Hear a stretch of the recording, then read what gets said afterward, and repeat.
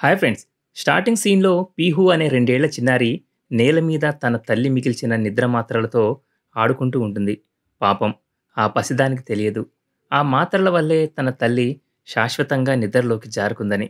అంతకుముందే ఆమె తల్లి ఆ మాత్రలు వేసుకొని మంచం మీదే ప్రాణం లేకుండా పడి ఉంది. అద్దం మీద లిప్‌స్టిక్‌తో ఒక చివరి సందేశం రాసి ఉంది. పీహు వాళ్ళ నాన్న విక్రమ్‌తో జరిగిన తీవ్రమైన గొడవ, అతనిపై ఉన్న అనుమానం వల్లే ఆమె తల్లి కీర్తి ఈ దారుణమైన నిర్ణయం తీసుకుందని అందులో రాసి ఉంది. కానీ చిన్నారి పీహుకు చావు అంటే ఏమిటో తెలీదు. తన తల్లి ఇంకా నిద్రపోతుందనే అనుకుంటుంది. ఆకలితో ఉన్న పీహు తనే వండుకోవడానికి ప్రయత్నిస్తుంది. ఒక రొట్టెను కాల్చబోతే దానికి నిప్పు అంటుకుంటుంది. ఆ మంటను ఆర్పడానికి చాలాసార్లు ఊదినా అది ఆరకపోవడంతో ఆ ప్రయత్నాన్ని వదిలేస్తుంది. ఆ తర్వాత తన తల్లి చేసేటట్టుగానే ఆ రొట్టెను మైక్రోవేవ్‌లో పెట్టి తనకు తోచిన బటన్లు నొక్కడంతో మైక్రోవేవ్ ఆన్ అవుతుంది. 10 నిమిషాల తర్వాత రొట్టె నల్లగా మాడిపోతుంది. అది చూసి పీహు కోపంతో అక్కడి నుంచి వెళ్ళిపోతుంది. ఆ తర్వాత ఆమె దృష్టి ఫ్రిడ్జ్ మీద పడుతుంది.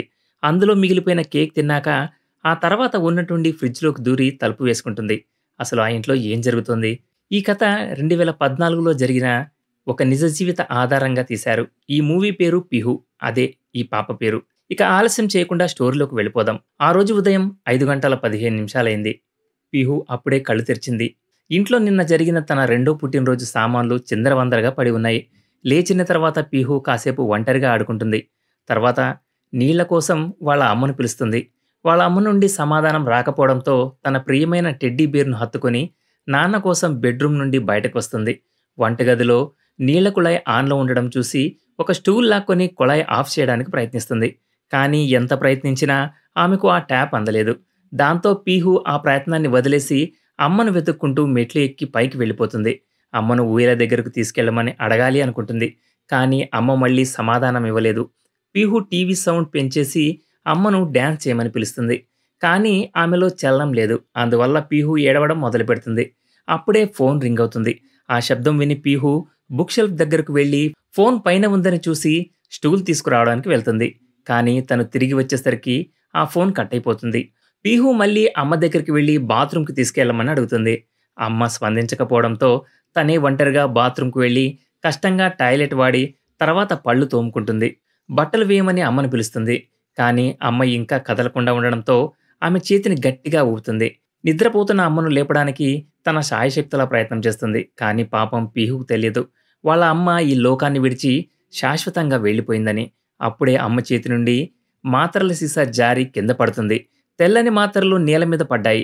అవి మిఠాయిల్లా కనిపించడంతో ఆసక్తిగా ఒక మాత్రను తీసుకుని దీన్ని తినొచ్చా అని అమ్మను అడగాలనుకుంది.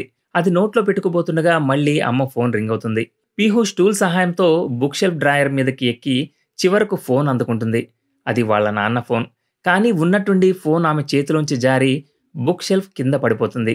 పీహు ఎంత వీలైతే అంత వంగి ఫోన్‌ను అందుకోవడానికి ప్రయత్నం చేస్తుంది. కానీ ఆమె చేతులు చాలా చిన్నవి. ఫోన్ అందలేదు. మరోవైపు వాళ్ళ నాన్న అసహనంగా మాట్లాడుతున్నాడు. ఆ సమయంలో పీహు వాళ్ళ నాన్న విక్రమ్ వేరే ఊళ్ళో బిజినెస్ ట్రిప్‌లో ఉన్నాడు. వెళ్లే ముందు తన భార్య కీర్తితో వారి సంబంధం గురించి పెద్ద గొడవ జరిగింది. కానీ నిన్నటి తన పనుల వల్ల భార్య చనిపోయిందని ఆ వ్యక్తికి తెలియదు. 2 ఏళ్ల పీహును ఇంట్లో ఒంటరిగా వదిలేసి ఆ వ్యక్తి తన భార్యను టేబుల్ మీద ఉన్న ఐరన్ బాక్స్ అన్‌ప్లగ్ చేయమని చెప్పి ఫోన్ కట్ చేస్తాడు. చిన్నారి పీహుకు వాళ్ళ నాన్న మాటలు ఒక్కటి అర్థం కాలేదు. అందుకే ఆమె అమ్మ దగ్గరకు తిరిగి వెళ్తుంది. మంచం మీద పడి ఉన్న కీర్తి ముఖం ప్రశాంతంగా నిద్రపోతున్నట్లే ఉంది. కానీ ఆమె ముఖం, మణికట్టు మీద ఉన్న గాయాలు చనిపోయే ముందు ఆమె పడిన హింసను చూపిస్తున్నాయి. అమ్మ మీద ఉన్న ఆ గాయాలను చూసి పిహు ఆలోచనలో పడింది. డ్రెస్సింగ్ టేబుల్ దగ్గరికి వెళ్లి అమ్మ గాయాలను దాచేయడానికి రహస్యంగా మేకప్ వేయాలి అనుకుంటుంది. ఆ డ్రెస్సింగ్ టేబుల్ అద్దం మీదే వాళ్ళ అమ్మ చివరి సందేశం రాసి ఉందని ఆమెకు తెలియదు. తన బాధను భరించలేక ఆమె తన జీవితాన్ని ముగించుకోవాలని నిర్ణయించుకుంది. ఒక లిప్‌స్టిక్, క్రీమ్ డబ్బా తీసుకొని పీహు సంతోషంగా అమ్మ దగ్గరకు వచ్చి ముందు తన పెదవులకు లిప్‌స్టిక్ వేసుకొని అమ్మను నేను అందంగా ఉన్నానా అని అడుగుతుంది. వాళ్ళ అమ్మ నుండి సమాధానం రాలేదు. అందుకని అమ్మ ముఖానికి క్రీమ్ పూస్తుంది. కాసేపటికి ఆ క్రీమ్ అమ్మ గాయాలను కప్పేస్తుంది. ఇది చూసి పీహు సంతోషంగా పాట పాడుతూ మిగిలిన క్రీమ్‌ను తన కాళ్ళకి రాసుకుంటుంది. ఇదంతా చేశాక ఆమెకు చాలా బోర్ కొడుతుంది. అందుకని పక్కనే ఉన్న బెలూన్ తీసుకొని ఒంటరిగా ఆడడం మొదలుపెడుతుంది. ఉన్నట్టుండి బెలూన్ టేబుల్ మీద ఉన్న ఐరన్ బాక్స్ దగ్గరకు ఎగిరి పెద్ద శబ్దంతో పగిలిపోతుంది. ఆ శబ్దానికి పిహు దృష్టి అటువైపు మళ్ళింది. ఏమైందని అమ్మనడుగుతుంది. సమాధానం రాకపోవడంతో తనే తెలుసుకోవాలని నిర్ణయించుకుని జాగ్రత్తగా తన వేలిని ఐరన్ బాక్స్ మీద పెడుతుంది. దాన్ని తాకగానే వేడికి గట్టిగా ఏడ్చేస్తుంది. ఓదార్పు కోసం అమ్మ దగ్గరకు పరిగెడుతుంది. కానీ ఇప్పుడు ఆమెను హత్తుకోవడానికి అమ్మ లేదు. ఎంతసేపు ఏడ్చిందో తెలియదు. అలసిపోయి అమ్మ శరీరం మీదనే నిద్రపోయింది. మళ్ళీ కళ్ళు తెరిసేసరికి ఆమె కడుపు ఆకలితో అరుస్తూ ఉంటుంది. అమ్మ నుండి సమాధానం రాకపోవడంతో పీహు వంటగదిలోకి వెళ్లి పాలు వెతకాలని నిర్ణయించుకుంది. పాల సీసాని తాకగానే అది చేతిలోంచి జారి కింద పడిపోతుంది. పాలన్నీ నేల మీద ఒలికిపోతాయి.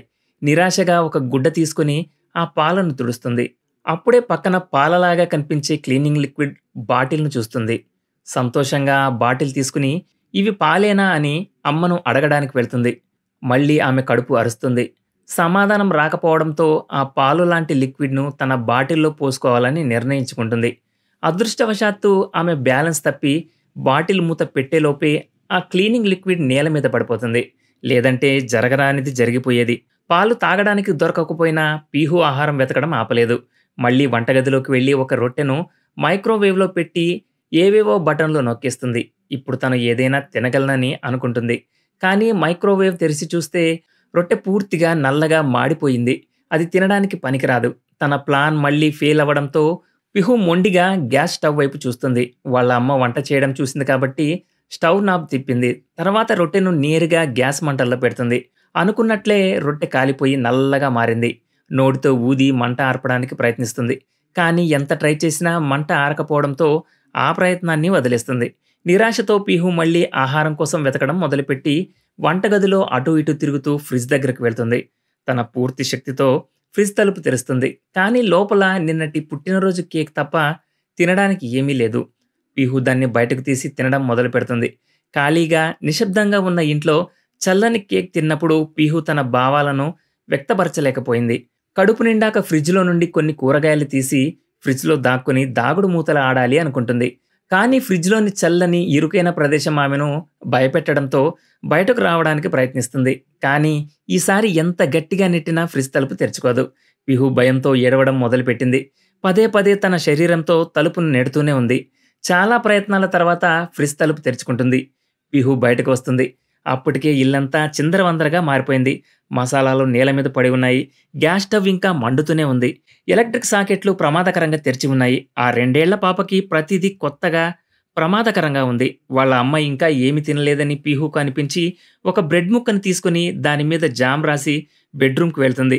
ఇంకా నిద్రలేవని అమ్మను చూసి తన పెదాలకు జామ్ రాసుకొని గట్టిగా నవ్వుతుంది. తర్వాత అమ్మ పెదాలకు కూడా జామ్ రాస్తుంది. అయినా అమ్మ కళ్ళు తెరవలేదు.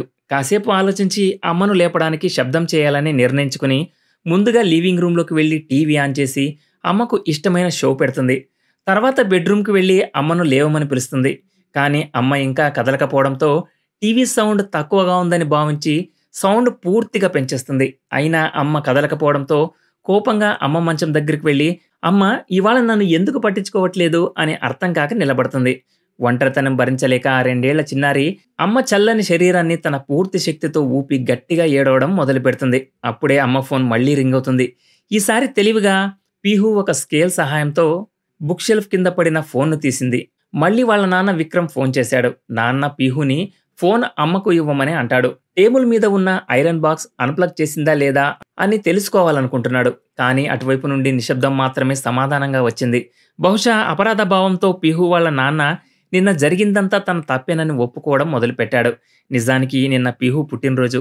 కానీ పని నుండి ఇంటికి వచ్చి పీహుతో సంబరాలు జరుపుకోవాల్సింది పోయి అతను వేరే అమ్మాయితో డేట్‌కి వెళ్ళాడు. ఈ విషయమై పీహు తల్లిదండ్రుల మధ్య పెద్ద గొడవ జరిగింది. కోపంతో అతను తన భార్య కీర్తిని కొట్టాడు కూడా. కానీ ఇప్పుడు తన క్షమాపణకు అర్థం లేదని అతనికి తెలియదు. తన సుదీర్ఘ వివరణ తర్వాత భార్య ఎప్పటిలాగే క్షమిస్తుందని అనుకుంటాడు. కానీ నిశ్శబ్దం మాత్రమే సమాధానం వచ్చింది.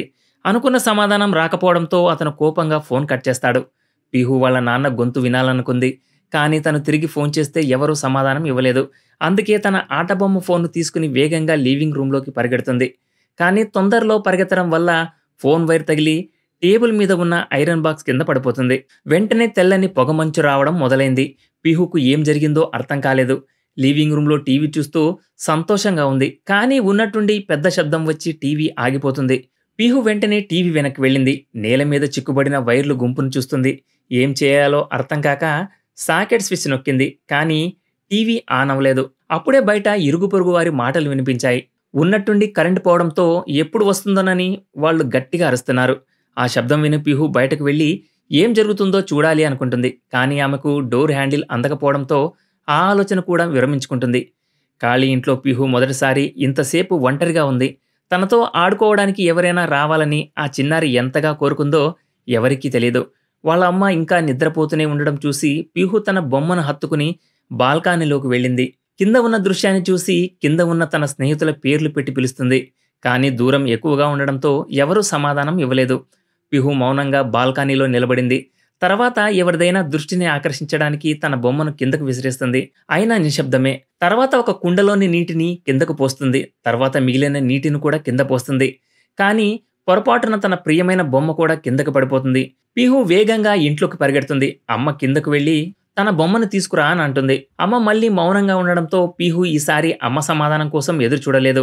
ఒక నిర్ణయానికి వచ్చి మళ్ళీ బాల్కనీలోకి వెళ్లి 2 చేతులతో రైలింగ్ పట్టుకుని బొమ్మను చూడడానికి కిందకు వంగడానికి ప్రయత్నిస్తుంది. కానీ ఆమె కాలు జారి అంచు నుండి దాదాపు కింద పడిపోయింది. అదృష్టవశాత్తు పక్కింటి వాళ్ళు పీహు భయంకరమైన పనిని చూస్తారు. వాళ్ళు వెంటనే పీహుని పిలిచి వాళ్ళ అమ్మను పిలవమని అంటారు. పీహు బొమ్మను తిరిగి తీసుకునే ఆలోచనను మార్చలేదు. పీహు భద్రత గురించి ఆందోళన చెంది వాళ్ళు కిందకు వెళ్లి బొమ్మను తీసుకొస్తామని హామీ ఇస్తారు. వాళ్ళ హామీ విని పీహు చివరకు రైలింగ్ నుండి దిగి ఇంట్లోకి వెళ్ళిపోతుంది. అప్పుడే అమ్మ ఫోన్ మళ్లీ రింగ్ అవుతుంది. మళ్లీ ఫోన్ చేసింది వాళ్ళ నాన్న విక్రమే. అతను పీహుని ఫోన్ అమ్మకు ఇవ్వమని అడుగుతాడు. కానీ ఈసారి పీహు ఫోన్ అమ్మకు ఇవ్వదు. అమ్మ ఇంకా నిద్రపోతుందని నాన్నకు చెప్పేస్తుంది. తాను అమ్మను చాలాసార్లు పిలిచానని, కానీ అమ్మ లేవలేదని అంటుంది. పీహు మాటలు విని అతనికి ఏదో తేడాగా ఉంది అనిపించి కంగారు పడుతూ తాను వెంటనే ఇంటికి వస్తున్నానని పీహుకు చెప్తాడు. ఫోన్ పెట్టేశాక పీహుకు చాలా బోర్ కొడుతుంది. ఆమె దృష్టి నేల మీద పడి ఉన్న తెల్లని మాత్రల మీద పడుతుంది. పీహు ఆలోచించకుండా ఒక మాత్ర తీసుకుని ఇది తినొచ్చా అని అమ్మను అడిగింది. బహుశా ఈసారి అమ్మ సమాధానం ఇవ్వదని పీహుకు ముందే తెలుసు. వాళ్ళ అమ్మ నిద్రపోయేటప్పుడు ఈ మాత్రలను పట్టుకోవడం ఆమెకు గుర్తొస్తుంది. అందుకే పీహు మాత్రలను నేరుగా నోట్లో వేసుకుంటుంది. మాత్రలు మింగుతున్న కొద్దీ ఆమెకు నిద్ర రావడం మొదలైంది. అప్పుడే మళ్ళీ ఫోన్ గట్టిగా రింగ్ అవుతుంది. కానీ ఈసారి అది పీహు దృష్టిని ఆకర్షించలేదు. చివరికి పీహు కళ్ళు మూసుకుని గాఢ నిద్రలోకి జారుకుంటుంది. రాత్రి అయ్యేసరికి పీహు వాళ్ళ నాన్న విక్రమ్ ఇంటికి పరిగెత్తుకుంటూ వస్తాడు. అతను వచ్చేసరికి ఇల్లంతా చిందరవందరగా ఉంది. సింక్ నుండి నీళ్లు నేల మీద ప్రవహిస్తున్నాయి. తెల్లని ఐరన్ బాక్స్ నల్లగా కాలిపోయి ఉంది. ఈ దృశ్యం చూసి ఆ వ్యక్తి పీహు పేరు గట్టిగా అరుస్తూ ఇంట్లోకి పరిగెడతాడు. తర్వాత సీన్ కట్ చేస్తే పీహు ఏ హాని లేకుండా సంతోషంగా తన బిల్డింగ్ బాక్స్తో ఆడుకుంటూ నేను ఒక అందమైన ఇల్లు కడుతున్నాను అని వాళ్ళ నాన్నతో చెబుతుంది. ఆ తర్వాత ఆ వ్యక్తి హృదయ విచారకరమైన అరుపులు వినిపిస్తాయి. ఈ సీన్తోనే ఈ స్టోరీ ఎండ్ అవుతుంది. ఇది ఫ్రెండ్స్ ఇవాల్టి స్టోరీ. ఈ వీడియో కనుక మీకు నచ్చినట్లయితే ఈ వీడియోను లైక్ చేసి షేర్ చేయండి. Thanks for watching.